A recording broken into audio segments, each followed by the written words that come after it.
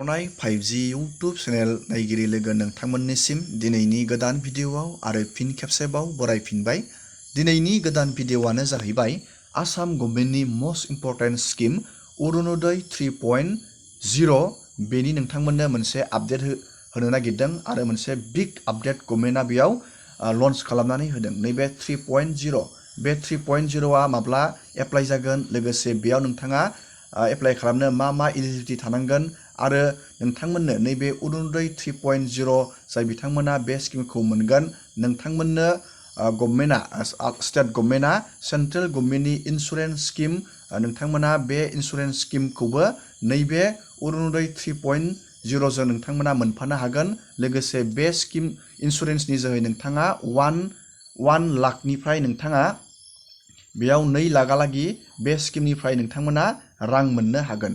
बेफोरनि जोङो दिनैनि नैबे भिडिअनि गेजेराव आपडेट नायगोन आरो लोगोसे जाय बिथांमोना थांनाय समफोराव नैबे 1.0 आरो 2.0 आव नोंथांमोना दा इलिजिबल जानानै नोंथांमोना दा रां मोनबाय दं, नोंथांमोना बे रांखौ नोंथांमोना जुदि नैबे 3.0 आ जुदि लन्च जायो अब्ला नोंथाङा बे रांखौ दा जि नोंथाङा रां मोनबाय दं नैबे 1250 रां, जुदि नोंथाङा बे रांखौ मोनबाय दं, जुदि नैबे 3.0 आ लन्च जागोन अब्ला नोंथांनियाव नैबे रेशन कार्डआ जुदि नोंथांनियाव गैया अब्ला नोंथाङा बे स्किमखौ मोननाय नङा होननानै गभर्नमेन्टआ मोनसे बिग आपडेट होखानाय जादों। जुदि नोंथांनियाव रेशन कार्ड गैया, नोंथाङा रेशन कार्ड बानायना लाबानो जाबाय। दानिया नोंथाङा नैबे 3.0 आव इलिजिबल जानो सिम्पल, नोंथाङा बेयाव रेशन कार्डनि गोनांथि जागोन। रेशन कार्डखौ बेयाव गभर्नमेन्टआ मेन्डेटरि खालामना होदों। जुदि नोंथांनो अरुणोदय नांगौबा नोंथाङा रेशन कार्ड थाथारनो नांगोन, लोगोसे नोंथांनि आधार कार्ड। आरो नैबेयाव लिरनानै होखादों गभर्नमेन्टआ one कार्ड आरो नैबे 1 बेनिफिट, माने मोनसे रेशन कार्डजों नोंथाङा मोनसेल' अरुणोदय नोंथाङा मोननो हागोन।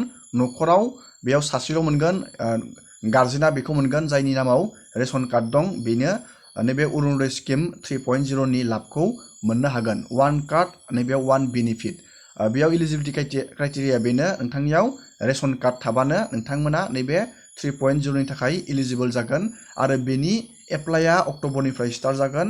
नोंथाङा रांखौ नभेम्बरालागि मोनहैनो हागौ। दानिया नोंथाङा रोखा जाबाय जानो हागौ जाय बिथांमोननियाव रेशन कार्ड गैया, जुदि नोंथाङा दा अरुणोदय स्किमखौ मोनबाय थाबाबो नोंथाङा नैबे 3.0 आ लन्च जानाय लोगो लोगोनो नोंथाङा अरुणोदय स्किमनि रांखौ मोननाय नङा, जुदि नोंथांनियाव रेशन कार्ड गैयाब्ला। आं आरो फिन खेबसेबाव बुंफिनबाय। दानिया जोङो नायदिनि गभर्नमेन्टआ सेन्ट्रेल गभर्नमेन्टनि मा इन्सुरेन्स स्किमखौ नैबे अरुणोदय स्किम मोनग्राफोरनो सरजाबफानानै शेयारिं खालामनानै होनो नागिरदों।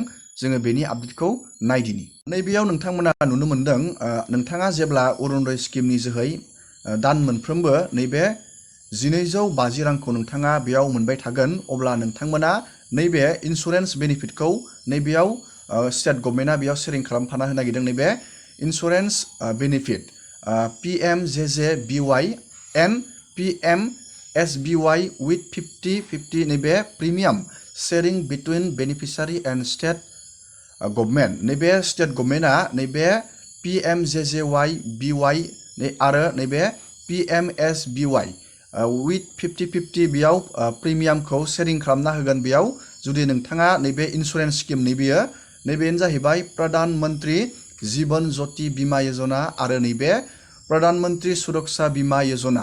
बेयाव नोंथाङा एप्लाइ खालामनो थाखाय बेयाव प्रिमियाम होनांगौ, बोसोराव बेयाव प्रिमियाम होनांगौ। बे प्रिमियामखौ जेब्ला नोंथाङा अरुणोदय 3.0 मोनगोन, नोंथाङा मास मोनसेयाव जुदि 1250 रां मोनोब्ला बे प्रिमियामखौ नोंथाङा नैबे अरुणोदयनि रांजोंनो हरनो हागोन आरो नोंथाङा नैबे प्रधान मन्त्रि सुरक्षा बीमा योजना आरो प्रधान मन्त्रि जीवन ज्योति बीमा योजनानि जोहै नोंथाङा 1 लाखनिफ्राय नोंथाङा 2 लाखहालागि बेयाव रां मोननो हागोन। दानिया बे प्रधान मन्त्रि जीवन ज्योति बीमा योजना आरो प्रधान मन्त्रि सुरक्षा बीमा योजना बे स्किमनि बेनिफिटखौ माबायदि नोंथांमोना मोननो हागोन, जोङो बेनि आपडेटखौबो नायदिनि। जोङो अरुणोदय 3.0, आं नोंथांमोननो दानि बुंखाबाय 3.0 जों सरजाबफानाय स्किमफोर जेरै नैबे प्रधान मन्त्रि जीवन ज्योति योजना बीमा योजना होनो बेखौबो सरजाबफागोन आरो नोंथांमोना नैबेयाव मोनसे स्किम नुनो मोनबावदों। दानि आं बेनि बागै नोंथांमोननो बुंखाबाय। प्रधान मन्त्रि सुरक्षा बीमा योजना बे स्किम मोननैखौ नोंथांमोननो सरजाबफानानै होगोन जेब्ला नोंथाङा 3.0 अरुणोदय स्किमखौ नोंथांमोना इलिजिबल जागोन नोंथांमोना बेनिफ्राय फैसा मोनगोन। दानिया बे स्किमफोरनि बेनिफिटखौ जोङो नायदिनि। गिबियावनो नोंथाङा नैबे प्रधान मन्त्रि जीवन ज्योति बीमा योजना स्किमनिफ्राय जुदि नोंथाङा बेयाव जुदि हारसिङै नोंथाङा एप्लाइ खालामो बे स्किमाव हारसिङैबो एप्लाइ खालामनो हागोन। नाथाय नोंथांमोननो गभर्नमेन्टआ बेयाव अरुणोदय स्किमनिफ्रायनो नोंथांमोननो एड खालामना होनो नागिरदों। नैबेयाव नोंथाङा बेयाव इलिजिबल जानो थाखाय इन्डियानि सिटिजेन जानांगोन आरो नोंथांनि बैसोआ 18 निफ्राय 50 इयारहालागै जानांगोन आरो जनधन आरो नैबेयाव सेभिं बेंक एकाउन्ट आरो आधार कार्ड नांगोन। जनधन बेंक एकाउन्टखौ नोंथाङा जिखुनु हक नोंथांनि ब्रान्च SBI आनो जा सेन्ट्रेल बेंकआनो जा बेयाव ब्रान्चआव थांनानै खुलिनो हायो जनधन सेभिं बेंक एकाउन्ट आरो नोंथांनि आधार कार्डखौ बेयाव गोनांथि जागोन। आरो बेयाव नोंथांमोना प्रिमियाम होनांगोन। प्रिमियाम नोंथांमोना बोसोराव 400 नैबेयाव 36 रां नोंथांमोननि बेंक एकाउन्टनिफ्राय बोसोराव बे राङा दानजालांबाय थागोन आरो बेयाव नोंथांमोना बेनिफिट हिसाबै डेथ बेनिफिट बेयाव 2 लाख रां मोनगोन नोंथांमोना बे स्किमनिफ्राय। नोंथांमोननो बे स्किमखौ अरुणोदय 3.0 आवनो सरजाबफानानै होगोन नैबे प्रधान मन्त्रि जीवन ज्योति बीमा योजनाखौ। नोंथांमोना बुजिबाय जानो हागौ। दानिया जोङो नायगोन नैबे प्रधान मन्त्रि सुरक्षा बीमा योजना जों बेखौबो नायगोन नैबे PMSBY बेनि इलिजिबिलिटिखौ जों दानिया नायदिनि। इलिजिबिलिटिया जाबाय नोंथाङा बेयाव इन्डियानि सिटिजेन बेबो सेमानो इन्डियानि सिटिजेन जानांगोन आरो नोंथांनि बैसोनि नोंथाङा नैबेयाव नायना लाबानो जाबाय 18 निफ्राय 70 इयारहालागै जानांगोन आरो बेबो क्राइटेरिया एखेयानो।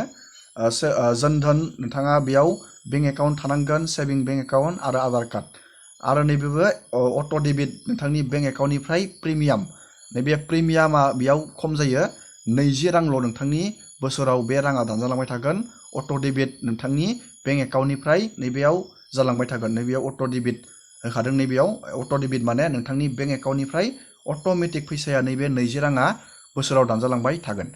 नैबेयाव बेनिफिटखौ होखादों। जुदि नोंथाङा अकस्मात माबा मोनसे जाहोनाव एक्सिडेन्ट जानानै नोंथांनि जिउआ गोमायो नोंथांनि न'खरनि नमिनि नोंथाङा जायखौ होदों 2 लाख रां मोनगोन। नोंथांमोना नैबेयाव नुनो मोनदों 2 लाख रां नोंथांनि न'खरा मोननो हागोन बे प्रधान मन्त्रि सुरक्षा बीमा योजनानिफ्राय। आरो जुदि नोंथाङा डेथ जाया नोंथाङा डिसेबिलिटि जानानै थायो आखाइ मोनसे एबा नोंथांनि मेगन आखाइ आथें बेफोरबायदि मोनसे जुदि डिसेबिलिटि जायो अब्ला बे स्किमनिफ्राय नोंथांमोना नैबे 1 लाख रांखौ नोंथांमोना मोनगोन जेब्ला नोंथाङा डिसेबिलिटि जायो। नोंथाङा बुजिबाय जानो हागौ। बे प्रधान मन्त्रि सुरक्षा बीमा योजना बे स्किमनि नोंथांमोननो अरुणोदय स्किमनि जोहैनो नोंथांमोननो सरजाबना होनायनि गभर्नमेन्टआ बाथ्रा बुंदों। नोंथांमोना बुजिबाय जानो हागौ। दिनैनि भिडिअखौ आं बेखिनियावनो फोजोबबाय। नोंथांमोना भिडिअखौ नायनानै मोजां मोनदोंबा लाइक खालामबानो जाबाय शेयार खालामबानो जाबाय आरो बेबायदिनो गोदान गोदान आपडेट डिटेल स्किम डिजिटेल खौरां मिथिबाय थानो थाखाय नोंथाङा चेनेलाव गोदानबा चेनेलखौ साबस्क्राइब खालामबानो जाबाय। एसेनोसै दिनैनि भिडिअआ।